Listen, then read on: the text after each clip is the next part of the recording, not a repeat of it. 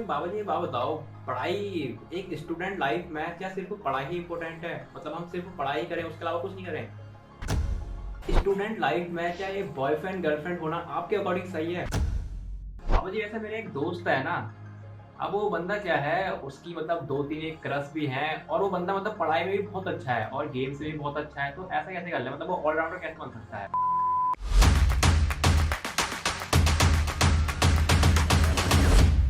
बाबा जी, आपके बारे में, आपकी टीचिंग स्किल के बारे में बहुत लोग जानते हैं, लेकिन आपके बचपन के बारे में कोई नहीं जानता, आपकी स्टोरी के बारे में कोई नहीं जानता।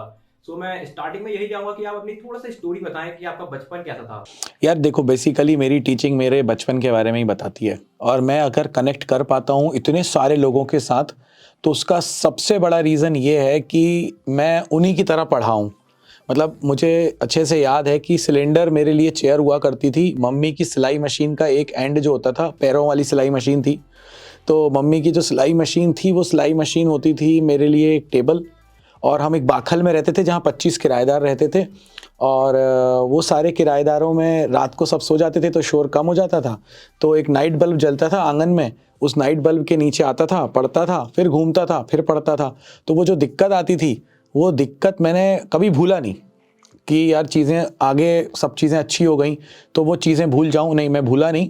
और उनके ना भूलने की वजह से जब मैं पढ़ाता हूं तो मैं ये देखता हूं कि यार इनको यहाँ दिक्कत आ रही होगी, मुझे ये दिक्कत आई थी, इनको यहाँ दिक्कत आ रही होगी, मुझे ये दिक्कत आई थी। और इस कारण से मेरी टीचिंग में वो चीज़ दिखने लग जाती है और मैं कनेक्ट कर पाता हूँ जो मुझे लगता है ना, कि मैं कनेक्ट कर पा रहा हूँ। तो वो शायद यही है कि मैंने अपनी चीज़ों को भूला नहीं कभी। वैसे आपने टीचिंग स्टार्ट क्यों की वैसे थे? यार ये ना एक्सीडेंटल है, मतलब कोई नहीं जानता कि आप स्टार्टिंग में, अपन को तो पता ही नहीं था। 10th क्लास दी, 10th क्लास के बाद फाइनेंशियली बहुत वीक थे, पापा की सैलरी थी 2,000 रुपये महीने। तो अपन ने स्टार्ट कर दिया पढ़ना। पापा ने कहा बेटा एक काम करो, तुम 9th क्लास में इतने लाओगे तो तुम्हें इतने मार्क्स, इतने तुम पढ़ लेना अगले साल। फिर 10th क्लास में तुम इतने लाओगे तो तुम अगले साल पढ़ लेना। तो हुआ ये कि अपने साथ हो गया एक चमत्कार, है ना। लोगों के साथ होता है, अपने साथ भी हुआ। और वो चमत्कार ये हो गया कि 10th क्लास में मेरे तो उतने ही आए मार्क्स, मगर बाकियों के कम हो गए। एमपी बोर्ड का कमाल था, अजूबा था। और उस वजह से मेरी क्लास में रैंक लग गई सेकंड। अब मुझे ये भरोसा हो गया कि मेरे सेकंड रैंक लग गई, मतलब मैं पढ़ सकता हूँ। और मेरे घर वालों को भी लगा अरे जिंदगी में पहली बार तो लड़के की सेकंड रैंक आ गई, तो अपन पढ़ सकते हैं। अपन को नहीं पता था कि अपन पढ़ सकते हैं। फिर 11th क्लास से अपन ने पढ़ना स्टार्ट करा। तो पढ़ना स्टार्ट करा, स्कूल चेंज हुआ, पढ़ना स्टार्ट करा। और फिर हुआ ये कि 12th में आए। फिर पापा क्या करते थे, 100 रुपये रोज पिगी बैंक में डालते थे कि यार इसकी इंजीनियरिंग की फीस भरनी है और ये करना है और वो करना है। तो मैंने कहा एक काम करता हूँ, बाजू में एक आंटी थी, उन्होंने कहा 9th क्लास का एक बच्चा है, उसकी मैथ्स की क्लास ले लो और वो 200 रुपये महीने देंगे तुमको। तो मैंने कहा यार अपने लिए तो पॉकेट मनी बहुत है 200 रुपये महीने। तो अपन ने कहा ठीक है अपन पढ़ा देंगे। अब पढ़ाना स्टार्ट करा तो समझ में आया कि यार उसको भी समझ में आने लगा, उसका परफॉर्मेंस अच्छा हो गया। तो पहली बार समझ में आया था ज़िंदगी में कि पढ़ा सकता हूँ। फिर 12th क्लास में एक ऐसा इंसिडेंट हुआ, फिर चमत्कार हुआ। मेरे जिनसे मैं मैथ्स पढ़ता था उनको दुबई जाना पड़ा। तो उन्होंने कहा कि यार एक काम कर, जो टॉपिक है मैथ्स का है ना, तू ये पढ़ा दे मेरी कोचिंग में ताकि मेरे बच्चों का हो जाए। तो मैंने कहा सर कैसी बातें कर रहे हो आप, मैं पढ़ा कैसे सकता हूँ, मैंने तो अभी इसी साल पढ़ा है। तो कहते हैं नहीं तू पढ़ा सकता है। अब जो भी हो, मतलब उनका भी काम हो गया, मेरा भी काम हो गया और मैं गया पढ़ाने। अब भाई पहली बार पढ़ा रहा हूँ मैं, उन सबके सामने बच्चा लग रहा था। तो अब मैं डर के मारे कि यार ये लोगों ने मुझे डोमिनेट करेंगे, ये तो मुझे अब ये डोमिनेट करेंगे। तो मैंने ना उनको डांट दिया बहुत बुरी तरह से, तुम लोगों को पढ़ना है तो पढ़ो, नहीं पढ़ना है तो मत पढ़ो, तुम लोगों को जाना है तो चले जाओ यहाँ से। अब हुआ ये कि अगले दिन फिर 4 बच्चे ही बचे क्लास में। और टॉपिक मुझे मिला था प्रोबेबिलिटी, जिसमें ही मेरे 100 में से 95 आए थे 12th क्लास में, है ना, मैथ्स में। तो मैथ्स में वो 5 मार्क्स जो कटे थे वो प्रोबेबिलिटी में ही कटे थे। तो मैंने इतना अच्छे से 12th में भी प्रोबेबिलिटी नहीं पढ़ा जितना अच्छा सा मैंने उनको पढ़ाने के लिए पढ़ा। मैंने 3 किताबों से रात को नोट्स बनाता था, फिर अगले दिन 1 घंटे की क्लास लेता था। तो 3 या 4 बच्चे बचे थे, वो एंड तक टिके रहे। तो वहाँ से समझ में आया कि नहीं यार अपन पढ़ा सकते हैं। फिर फाइनेंशियल कंडीशंस बहुत ख़राब थी, तो अपन ने फिजिक्स, केमिस्ट्री और मैथ्स तीनों पढ़ाना स्टार्ट कर दिया। एक बोर्ड लेकर आया अपन, दीवार पर ब्लैक कलर का जो अपना ये जो बोर्ड होता है, ब्लैक वाला बोर्ड, वो ब्लैक बोर्ड का पेंट आता है एक, उस पर पेंट करने के लिए। तो दीवार पर मैंने वो ब्लैक कलर का पेंट कर दिया और पढ़ाना स्टार्ट कर दिया। अब धीरे धीरे करके 200 रुपये फिजिक्स, 200 रुपये केमिस्ट्री, 200 रुपये मैथ्स, ठीक, एक बच्चा 600 रुपये अपने लिए मतलब कि ज़िंदगी, है ना, और अपने लिए ज़िंदगी मतलब कि उसके बाद फिर जिस दिन फीस आती थी उस दिन ना, एक बाजू में होटल है हमारे यहाँ, शिखा होटल, तो वहाँ पर तो वो दोस्तों के साथ वहाँ जाके शिखा होटल में पार्टी करनी है, क्योंकि भाई अब 600 रुपये आ गए आज तो अपने पास एक बच्चे से।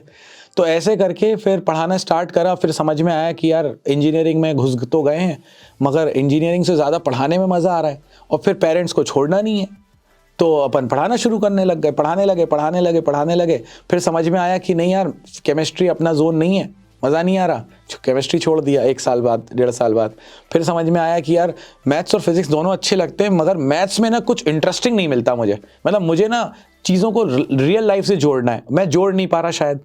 तो मैंने कहा फिजिक्स में यार बहुत मज़ा आ रहा है। तो फिर ऐसे करते करते फिजिक्स परस्यू किया, फिर गेट दिया। गेट के बाद मैंने मैनेट से एमटेक किया NIT भोपाल से, और वो भी फिजिक्स में किया।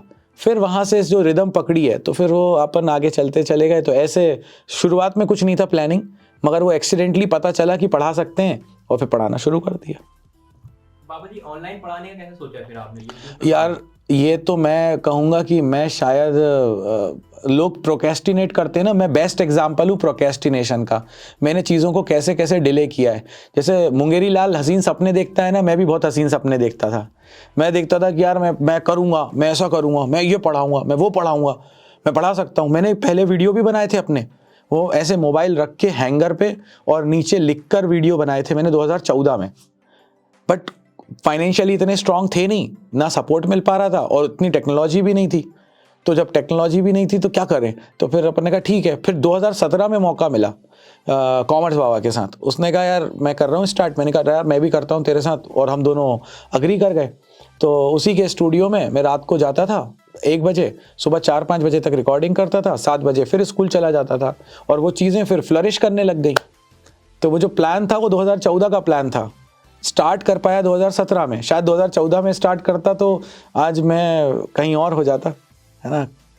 एक और क्वेश्चन था बाबा जी, बच्चे जो आपको है ना सर नहीं कह के बुलाते हैं, बाबा जी कह के बुलाते हैं, तो इसके पीछे का सर क्या है? यार एक क्वेश्चन बहुत अच्छा है, मुझे बहुत अच्छा लगेगा इसका आंसर करने में, कि लोग बाबा जी क्यों बुलाते हैं, सर क्यों नहीं बुलाते। एक बात बताओ, इसका आंसर इस क्वेश्चन में है जिसका आंसर अब तुम करने वाले हो। स्कूल में कितने मास्टरों से समझ में आया? 1 से 2। 1 से 2, ठीक है। कितने लोगों के साथ दोस्ती वाली बात है, कितने लोगों से तुम ऐसे बोल पाते हो, अरे यार क्या कर रहे हो यार, मैथ्स में क्या पढ़ा रहे हो। अभी तुम मुझसे बोल रहे हो, अरे यार बाबा जी आप क्या पढ़ा रहे हो। कितने दोस्तों से ऐसे यार करके बात कर पाते हो? दोस्त तो सभी ऐसे ही हैं, नहीं, सब यार वाले। हाँ, और कितने सर लोगों से ऐसे यार करके बात कर पाते हो? सर से एक भी नहीं। एक भी नहीं, है ना। क्यों? क्योंकि तुम डरते हो। सर ने हमारे दिमाग में एक इमेज बना रखी है, सर है ये, है ना, और हम अपनी सारी दिक्कतें ऊपर से लेके नीचे तक की सब दोस्तों के सामने अपनी बक देते हैं, सुना देते हैं। तो मेरी फिलॉसफी शुरू से ही रही कि मैं सर बन ही नहीं सकता, अगर मैं सर बन गया तो मैं खत्म हो जाऊंगा। तो वहां से कहां कॉन्सेप्ट निकला कि सर नहीं तो फिर क्या, तो फिर सर नहीं तो क्या का ऑल्टरनेट बन गया बाबा जी। तो इसी ऐसे हमारी शुरुआत हुई बाबा जी की। इसीलिए मैं कहता हूं कि ना मैं तुम्हारा भैया बोल लो चलेगा, अर्पित बोलो चलेगा, बाबा जी बोलो चलेगा, मगर सर मत बोलो, क्योंकि सर बोलते ही हमारे और तुम्हारे बीच में एक गैप आ गया, और वो गैप जो है वो मैं नहीं चाहता। इसीलिए ये बाबा जी का कॉन्सेप्ट आया। एक और क्वेश्चन था बाबा जी, आज के टाइम पे ना हमें मोटिवेशन वीडियो देखने पड़ते हैं, मतलब पढ़ाई करने का बिल्कुल मन नहीं लगता है। 5 से 10 मिनट की मोटिवेशन वीडियो देख लो, उसके बाद थोड़ा सा पढ़ाई करने का मन लगता है, उसके बाद 5 मिनट बाद वैसा तैसा हो जाता है, फिर मतलब फिर वही हाल। हाँ ऐसा क्यों? यार देखो, ऐसा है कि आप, इसका सबसे बड़ा आंसर इस बात पे कि आप डिमोटिवेट क्यों होते हो। आज हमारे पास ना, हमको ऐसा लगता है हमारे आसपास जो सोशल मीडिया है और ये सारी चीज़ें, इनको देख के हमें लगता है कि हम बहुत पीछे हैं, हम क्या कर पाएंगे, हम क्या कर पाएंगे, हम क्या कर पाएंगे। शायद पहले इतना था ही नहीं तो लोगों को लगता ही नहीं था। अब हमको लगता है कि अरे यार हमारे दिमाग में ये कॉन्सेप्ट आया, ये तो ये कर रहा था, अब ये कर रहा था तो ये तो हमसे बहुत आगे निकल गया, अब हम कुछ नहीं कर पाएंगे, मेरा आइडिया डाउन, मेरी एनर्जी डाउन। अब मैंने करा कुछ नहीं है, मैं सिर्फ ख्याली पुलाव बना रहा हूँ, मैं अपने आप को कंपेयर कर रहा हूँ उस आदमी से जो सक्सेसफुल है। तो यार ऐसा है कि कंपनी है तो एक ही टाइप की बहुत सारी कंपनी है, मगर सब चल रही है ना, तो चीज़ें चलती हैं, आइडियाज़ चलते हैं। अगर आपके पास आइडिया है तो उस पर काम करो। मगर हम क्या होता है, उन चीज़ों से अपने आप को मोटिवेट करने की जगह डीमोटिवेट करते हैं। फिर अपन कुछ अच्छे शब्द सुनते हैं कि यार नहीं कर सकते हैं, अपन ज़िंदगी में कर सकते हैं, मगर अपन सिर्फ वो सुनते हैं, अपनाते नहीं हैं। अपन लोग हर चीज़ को सुनते हैं मगर अपनाते नहीं हैं इन चीज़ों को, और इसीलिए वो थोड़ी देर तक तो वो शब्द अपने दिमाग में रहेंगे, मगर सोए फिर अपने पास वो परमानेंट मेमोरी में तो कुछ गया नहीं, सब टेम्परेरी था। टेम्परेरी था तो वो टेम्परेरी था, तो सुबह उठे काम खत्म, फिर अगला मोटिवेशन देखेंगे। कोई तो हमें मोटिवेट करे।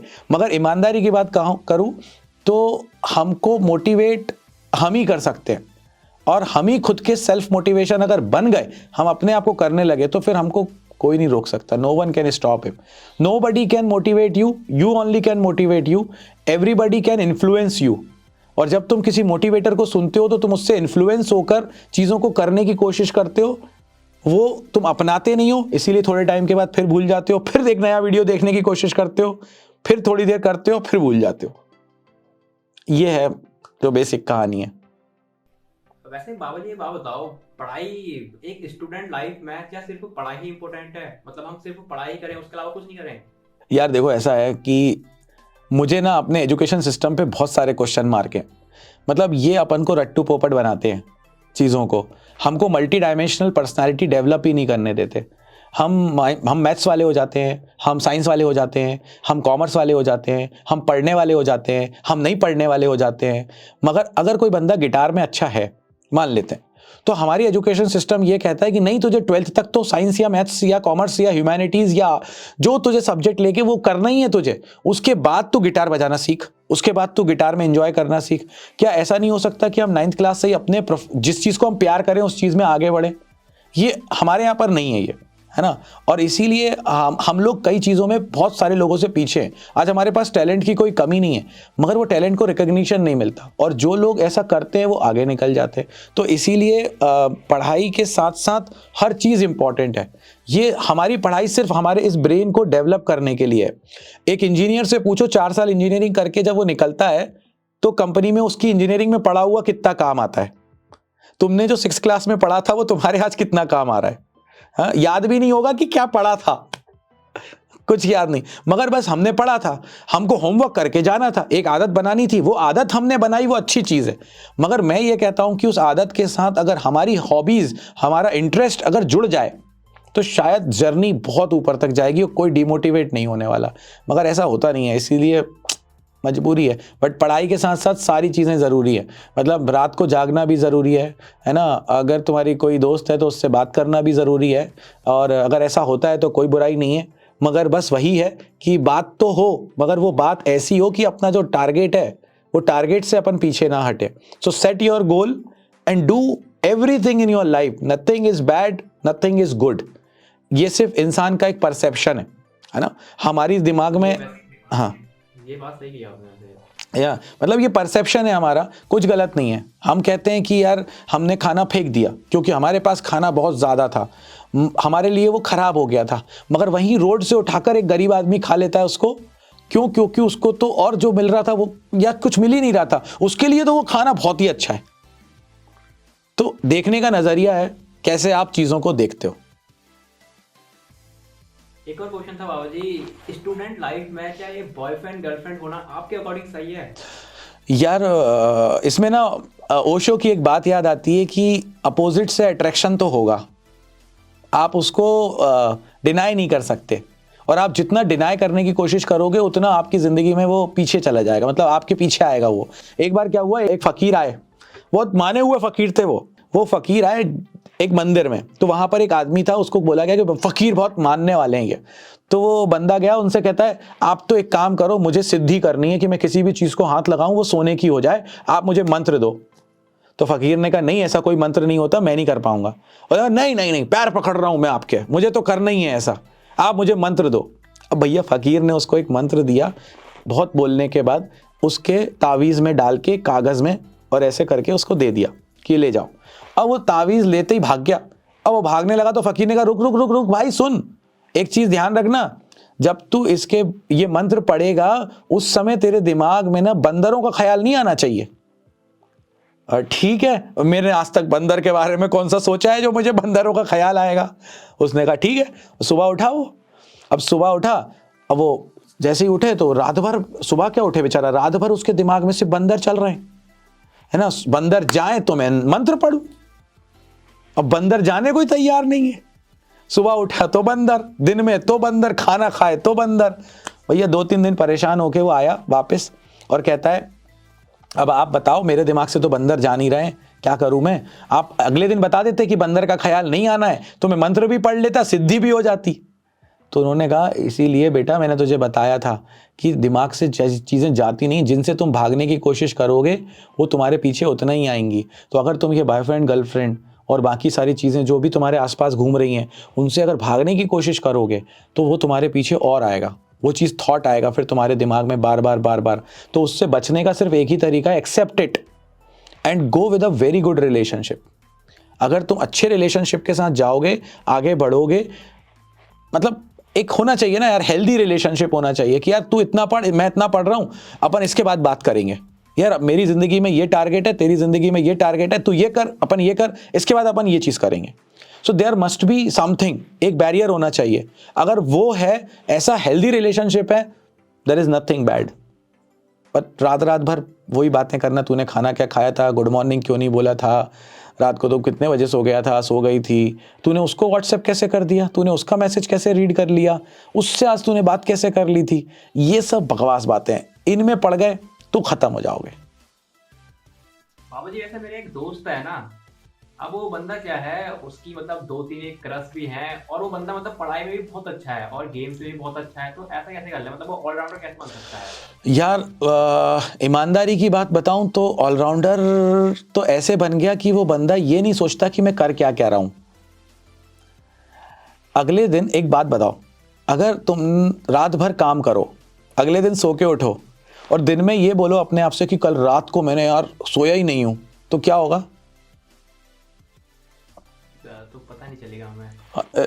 अगर तुमने ये सोचा कि तुमने ना रात भर पढ़ाई करी थी और रात भर तुम सोए नहीं हो, और अगर ये दिन भर सोचोगे तुम कि यार मैं रात भर सोया नहीं हूं, तो तुम्हें दिन भर नींद आएगी, हाँ, नहीं बनेगा। है ना, लेजीनेस रहेगी। बट अगर अगर तुम सपोज करो तुम्हारा सबसे फेवरेट क्या चीज़ है, क्या है सबसे फेवरेट? फेवरेट तो फिलहाल क्रिकेट खेलना है। क्रिकेट खेलना। अब मैं, तुम कितने भी थके हुए हो और मैं तुमसे कहूँ चलो क्रिकेट खेलने चलते हैं, पक्का क्रिकेट तो नींद भाग जाएगी क्योंकि इंटरेस्ट है। वैसे ही उसका भी क्या है, गेम्स में इंटरेस्ट है, तो वो गेम्स इसीलिए खेलता है, गेम उसे थकाता नहीं है। मैं सुबह 4 बजे सोता हूँ, 5 बजे सोता हूँ, कई बार 3 घंटे 2 घंटे सोता हूँ, फिर काम पे लग जाता हूँ। तो क्यों कर पा रहा हूँ? क्योंकि ये मेरा इंटरेस्ट है, मैं इसको काम नहीं लेता, है ना। पढ़ाई में अच्छा क्यों है? क्योंकि उसको एक एम पता है कि उसकी लाइफ में एम क्या है, उसकी ज़िंदगी में उसको करना क्या है, वो क्लियर है। और गर्लफ्रेंड बॉयफ्रेंड वाला रिलेशनशिप वो एक हेल्दी रिलेशनशिप है। ऐसा हो नहीं सकता कि वो गेम खेल रहा हो और या गेम खेलना बंद कर दे जस्ट बिकॉज कि गर्लफ्रेंड से आज बात करनी है। मैं आज पढ़ाई नहीं करूंगा, क्यों? क्योंकि मुझे गर्लफ्रेंड से बात करनी है। वो ये उस गर्लफ्रेंड को यही बोलेगा, यार आज थोड़ा सा अपन कम बात कर पाएंगे, आज मुझे ना गेम खेलना है, या फिर आज मुझे पढ़ाई करनी है, यार कल मेरा टारगेट ये है। तो मैं वही कह रहा हूँ, प्रायोरिटाइज करो अपनी चीज़ों को, प्रायोरिटी पे रखोगे चीज़ों को, पता है कि क्या करना है, उसके साथ क्या करना है, चीज़ें हो जाएंगी। चलो अभी फिलहाल बॉयफ्रेंड गर्लफ्रेंड को थोड़ा दूर रखते हैं, अब थोड़ा सा पढ़ाई वाली बातों में आते हैं। वैसे बाबू जी ये बात बताओ, आप वैसे साल भर कोई 12th के लिए वीडियोस नहीं डालते हो, आप मेनली जनवरी पे आपकी प्लेस आती है 20 डे प्लेस, क्या वो सफिशिएंट है बोर्ड के लिए? यार देखो, सफिशिएंट क्या, मोर देन इनफ है। मतलब आप ये सोचो कि आप उससे 90 ला सकते हो तो आप आराम से ला सकते हो। अंतर सिर्फ इतना आता है, साल भर में वीडियोस जाते हैं, ऐसा नहीं है। मैं पढ़ाता हूँ, ऑफलाइन सेंटर्स हैं मेरे, मैं साल भर पढ़ाता हूँ। ऑनलाइन नहीं आती ना? हाँ, ऑफलाइन पढ़ाता हूँ। ऑनलाइन प्लेटफॉर्म पर अभी फ़िलहाल कुछ रीज़न से नहीं डाल रहा था, बट अब तो हम ईयर लॉन्ग चीज़ें डाल रहे हैं। लास्ट ईयर से हमने ब्रेक नहीं लिया है और चीज़ें हम वन शॉट में भी डाल रहे हैं, बहुत सारी चीज़ें हम कर रहे हैं। मगर ये जो प्लेज है, ये प्लेज स्पेशल क्यों है? उसका कारण ये है कि वो जो तुम मोटिवेटर ढूंढते हो ना, तुम्हें एक भरोसा चाहिए, भरोसा। करना मुझे है क्या? नहीं, मेरी प्लेज बन गई। करना किसको है? तुम्हें। मगर उस प्लेज से तुम्हें यह भरोसा है कि यार ये बंदे ने पहले रिजल्ट दिया है और ये बंदा जो बोल रहा है ना, ये बंदा कुछ करवा सकता है मुझे। और एग्जाम टाइम के हैं, तुम सबसे ज्यादा कब पढ़ते हो? एग्जाम टाइम में तो दिन भर ही पढ़ते रहते उस समय शक्तिमान आ जाता है तुम्हारे अंदर, थकान ही नहीं होती। शक्तिमान घुस जाता है। हाँ, थकान ही नहीं होती उस समय। तो होता क्या है कि जब मैं इस टाइम पर चीजें लेकर आता हूं, इस टाइम पर तुम्हें सबसे ज्यादा जरूरत होती है एक ऐसे दोस्त की, एक ऐसे भाई की जिससे तुम कुछ भी बात कर सको, जो तुम्हारी प्रॉब्लम को सॉल्व कर सके। स्कूल हो चुका है खत्म, मास्टर का काम था नवंबर तक सिलेबस करवाना, उसने करवा दिया। अब वो बोलता है मुझे ना स्कूल के टाइम पे बात करो और अभी मैं बिजी हूं, आज बात नहीं कर पाऊंगा। कोचिंग वाले को तुम साल भर जाते हो, वो बोलता है 6 बजे से 8 बजे तक तुम्हारा बैच है, इसके बाद मुझसे डाउट पूछो, इसके बाद मैं तुम्हारे डाउट क्लियर करने वाला नहीं हूं। उसको तुम्हें रात को मैसेज करने में डर लगता है। तुम पढ़ने बैठे, तुम्हें दिक्कत आई तो सॉल्व कौन कर रहा है? कोई नहीं कर रहा, अकेले हो। सॉल्व कोई नहीं। और ऐसे में अगर कोई बंदा मिल जाए जो कहे कि नहीं यार मैं हूं तेरे साथ, तू क्यों चिंता कर रहा है, कॉन्फिडेंस आ गया। यही तो चाहिए था, और ये मिल गया तो रिजल्ट अपने आप मिल गया। तो हम यही करने की कोशिश करते हैं कि यार तुम अकेले नहीं हो, हम तुम्हारे साथ हैं, मैं ही एग्जाम दे रहा हूं, तुम चिंता मत कर, बस इतना काफी है।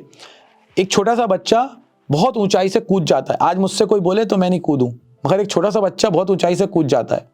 बस क्यों? क्योंकि उसके पापा या उसका चाचा या उसकी मम्मी नीचे खड़े हुए हैं और ऐसे हाथ कर रहे हैं, आजा बेटा आजा, कुछ नहीं होगा।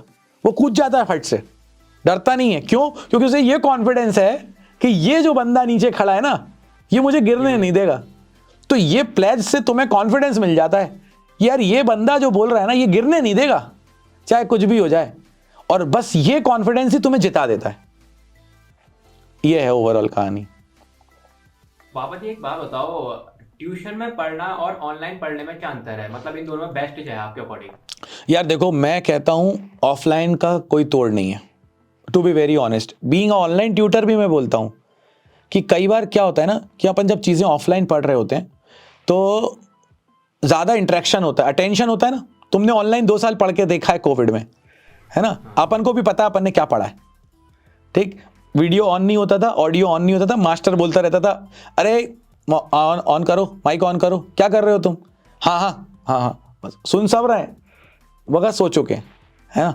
तो इसीलिए ऑनलाइन में क्या होता है, एक अटेंशन अपना स्पैन जो होता है ना, वो थोड़े टाइम के बाद कम हो जाता है। इसीलिए जब मैं ऑनलाइन भी पढ़ाता हूँ ना, तो मैं ऑफलाइन की स्टाइल में पढ़ाता हूँ। मैं कहता हूँ मैं ऐसे नहीं पढ़ाऊंगा कि मैं तुम्हें ना देख पाऊँ, या मैं ऐसे नहीं पढ़ाऊंगा कि मैं तुम्हारी आवाज़ ना सुन पाऊँ। मैं गूगल मीट पे ही क्लास ले लेता हूँ। क्यों ले लेता हूँ?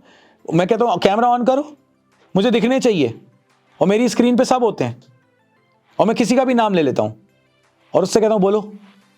तो फील किसका आ जाता है? ऑफलाइन का। भैया ये देख रहा है आदमी, यार ये अभी यार कुछ बोल देगा, फिर कुछ पूछ लेगा, फिर फंस जाएंगे अपन यार।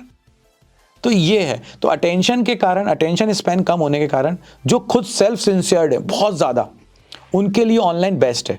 हर चीज़ में टाइम सेविंग है, मनी सेविंग है, हर चीज़ है। मगर ये कितने होते हैं यार? Less than 1%। हम लोगों को तो चाहिए कि कोई हमसे कहे कि नहीं यार तो अच्छा पढ़ रहा है। एक फील गुड फैक्टर आता है जब सामने पूरी क्लास के बीच में एक नाम लिया जाता है कि यार चंद्रशेखर क्या कर रहे हो, क्या पढ़ा तुमने, डेफिनेशन सुनाओ, और फिर सामने वाले ने बोल दिया यार क्या बात है, बहुत शानदार आंसर तुमने दिया, साला दिन बना दिया यार आपने। वो ऐसे चलेगा, ऐसे 56 इंच का सीना अपन ने, तो पता नहीं मोदी जी का है कि नहीं, अपना हो जाता है तो ऐसा है ये। तो इसीलिए मैं कहता हूं कि जो बहुत सिंसियर्ड हैं वो पढ़े ऑफलाइन, है ना, otherwise it's fine, no issue. मतलब तो टाइम भी नहीं बचा ऑनलाइन पढ़ने का।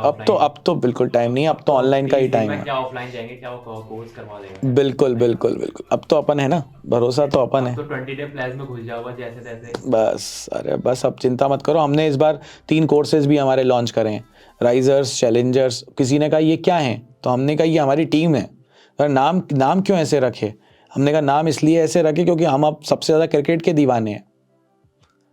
तो हमने कहा नहीं, हमें तो ऐसी चाहिए नाम भी, हमें फील वही चाहिए। हम तो फील के साथ पढ़ते हैं और फील के साथ पढ़ाते हैं, और फील में ही मज़ा है। नहीं तो हम आज का कुछ भी नहीं। अपन कश्मीर क्यों जा रहे हैं, अपन कहीं घूमने क्यों जाते हैं? फील के लिए। क्या एक फील गुड फैक्टर आता है अंदर से, तो इसीलिए उस फील के लिए हमने फिर इन 3 कोर्सेज लॉन्च करे। क्योंकि यार ऑब्वियसली आप जब पूरा सिस्टम लेके चलते हो, टीम लेके चलते हो, तो आपको सबका ब्रेड एंड बटर देखना पड़ता है, सबकी अर्निंग्स देखनी पड़ती हैं, आपको सैलरी देनी पड़ती है। अकेले आप पैशन के लिए कर सकते हो, मगर पैशन से आप वो क्वालिटी नहीं निकाल पाते जो आपको चाहिए। और अगर आपको कोई फंडिंग भी दे रहा है या कुछ भी कर रहा है, तो वो भी एक आपसे उम्मीद लगाता है कि नहीं यार आप हमें रिटर्न करो आप। तो इसीलिए हमने हमारे बेसिक थे 3 कोर्सेज हैं, हमारा जो फ्री एजुकेशन का प्लेट सोच थी, हम उसी सोच पर आगे बढ़ रहे हैं। धीरे धीरे धीरे धीरे करके बढ़ते चले जाएंगे, चीज़ें और कम करते चले जाएंगे। ऊपर वाले ने चाहा तो सब इतना अच्छा सिस्टम हो जाएगा कि हम सब कुछ फ्री कर देंगे सबको। सो इसीलिए ये है, और बढ़िया चल रहा है अभी तो, मज़ा आ रहा है, मज़ा आ रहा है। वेल बाबा जी, अगर मैं आपसे अभी एक चीज बात पूछूं, अगर कोई एक ऐसा स्टूडेंट है वो जीरो पे स्टैंड कर रहा है, तो क्या अभी वो 30 दिन पढ़ के अच्छे नंबर ला सकता है? बहुत एक बहुत 95% बहुत आराम से, बहुत आराम से। इट इज़ मतलब जस्ट, उसने कुछ नहीं पढ़ लगा, अभी पीसीएम में कुछ नहीं पढ़ लगा है, हाँ देखो, बेसिक ही नहीं पता है उसे। हार्ड वर्क का कोई सब्स्टिट्यूट नहीं होता, मगर हार्ड वर्क को जब कंसाइज कर देते हैं तो वो बन जाता है स्मार्ट वर्क। और वो हार्ड वर्क मैंने कर दिया है, तो मैं वो इस हार्ड वर्क को कंसाइज करके स्मार्ट वर्क के फॉर्म में सामने परोस देता हूँ कि भाई ये मेरी मेहनत का फल है, और ये है बूटी, ये पकड़ो आप, और इससे आपका काम हो जाएगा। तो जिसको भरोसा है वो कर जाता है ना। जैसे ऊपर वाला है, अब अपने सामने अपन जब मंदिर जाते हैं तो एक मूर्ति ही होती है, हाँ, मगर उसके सामने अपन को ये भरोसा है कि यार ये हमें करवा देंगे, है ना। आसपास अपन रात को कहीं गुजर रहे हों और आसपास से कोई परछाई गुजर जाए तो सिर्फ एक ही चीज़ दिमाग में आती है, जय हनुमान ज्ञान गुण सागर, हैं। और वो सुनते ही तुम्हारे आसपास से वो भूत भाग जाता है, हैं। तो ये भूत क्या हनुमान जी ने भगा दिया? ये तुम्हारे भरोसे ने भगा दिया, जो तुम्हारा फेथ है उन पर। तो अगर तुम्हें अपने ऊपर भरोसा है और तुम्हें सामने वाले पे भरोसा है कि यार ये बंदा मुझे करवा देगा, तो अभी भी सब कुछ पॉसिबल है ना। मैं ये नहीं कहता कि मैं सबको 99 दिलवा दूंगा, सबको 100 दिलवा दूंगा, मगर मैं ये कहता हूं कि आप इस लेवल पर हो तो मैं इस पे ले आऊँगा, आप इस पर हो तो मैं इस पे ले आऊँगा, आप इस पर हो तो मैं इस पे ले आऊँगा, और मैं शुरुआत यहीं से करूँगा। आप यहाँ हो तो मैं अपने आप को धीरे धीरे अपग्रेड करता चला जाऊँगा, हो जाएगा काम। ये है। एक लास्ट क्वेश्चन है मेरा बाबा जी, आपको आपकी लाइफ से क्या चीज सीखने को मिली है? आपने अपनी लाइफ से क्या सीखा है? यार सीखा तो बहुत कुछ है, और सीख भी बहुत कुछ रहा हूँ, क्योंकि लाइफ तो कंटिन्यूअसली लर्निंग कर्व होता है एक। हम ये सोचे कि हम अभी सीख चुके हैं, तो सीख तो अभी बहुत सारी चीज़ें बाकी हैं। हमारे डायरेक्टर साहब थे जहाँ पे मैं काम करता था, वो कहते थे कि there is always scope for improvement. तो मैं अपनी लाइफ में जो मैंने अपनी सबसे बड़ी सीख है वो ये है कि चीज़ों को प्रोक्रेस्टिनेट मत करो, चीज़ों को छोड़ो मत बाद के लिए, चीज़ों को जो सामने है उसको करना शुरू कर दो। ऐसा होगा तो ऐसा होगा तो ऐसा होगा तो ऐसा होगा, ये अगर सोचोगे तो ज़िंदगी में कुछ नहीं कर पाओगे। अभी मेरे पास क्या है, मैं अभी क्या कर सकता हूँ, अगर ये सोचोगे तो ज़िंदगी में बहुत आगे तरक्की करोगे। एंड वो अपने बाबा रणछोड़ दास ने बोला है ना कि बेटा एक्सीलेंस के पीछे भागो। तो बस अपनी भी कोशिश यही है कि, और अपना भी सलाह सबको यही है कि गो फॉर एक्सीलेंस, चीज़ें तो बाकी सारी अपने आप तुम्हारे पीछे झक मार के आएंगी। 2 लाइन कुछ मोटिवेशन दे सकते हो बच्चों के लिए? 2 लाइनें मोटिवेशन की, मेरे दिमाग में तो यही आ रहा है कि कोई चलता पदचिन्हों पर कोई पदचिन्ह बनाता है वही सूरमा इस जग में जो अपनी राह बनाता है। तो किसी के पदचिन्हों पे चलने की जगह ज़िंदगी में अपने लिए खुद रास्ता बनाओ, और वो निशान छोड़ के जाओ कि लोग कहें कि यार ये बंदा था। वैसे आप फिजिक्स के कंसेप्ट बहुत प्यारे तरीके से क्लियर करते हो, मैंने 11th में आपसे पढ़ रखा है, तो हाँ, थैंक यू सो मच। ये तुम सबका ही प्यार है जिसकी वजह से मैं कोशिश कर पा रहा हूँ। तुम लोगों के कमेंट्स होते हैं, तुम लोगों के मैसेजेस होते हैं व्हाट्सएप पर, चैट पर, तो वो पता चलता है कि यार तुम लोग कितना प्यार दे रहे हो, और शायद वही हमारी एनर्जी है। मतलब एक मैसेज, जैसे हम नाम लेते हैं तुम्हारा और तुम खुश हो जाते हो, वैसे ही तुम जब हमें एक मैसेज करते हो तो हमें लगता है अरे यार हमने कुछ किया है, जो हमने काम किया उसको कुछ वर्थ है। एक मैसेज आता है, कमेंट आता है यूट्यूब पर, और ऐसा लगता है अंदर से कि यार वाह यार, भले ही वो किस वे में, किस सेंस में हो पता नहीं, मगर वो जो लिखता है ना, वो हमें तो हम अपने हिसाब से पढ़ते हैं, यू आर लेजेंड। अब अपने आप को कंपेयर करते हैं, वाह यार चलो भगवान ने कुछ लायक तो बनाया यार। तो ये एक फील है ना, तो बस वही फील है और चले जा रहा है। तुम्हें भी शायद ये फील लिया है तुमने, जब तुमने अपने शॉर्ट्स बनाए होंगे, तब तुम्हें भी जब शॉर्ट्स वो एकदम से बूस्ट कर गए तो लगा होगा, जब कमेंट आए होंगे उस पर कि यार बंदे तूने बहुत अच्छा काम किया, तो अपने आप से लगा होगा कि यार वाह यार अब अगला काम करने का मन कर रहा है। तो बस वही है, लाइफ में यही चलता रहता है। So thank you so much बाबा जी, आप हमारे छोटे से ब्रॉडकास्ट में आए, आपने एग्री किया। Thank you so much Chandra, and it was really nice talking to you. और बहुत बहुत सारे पॉइंट्स ऐसे निकले हैं जो कोई अगर सुनेगा और समझेगा तो बहुत काम आने वाले हैं। तो चलो बढ़िया है, मुलाकात लास्ट होगी। में मैं आपका वो फेमस चीज कहना चाहूंगा, जय हो वाला। So finally thank you so much Chandra, and it's time to say जय हो।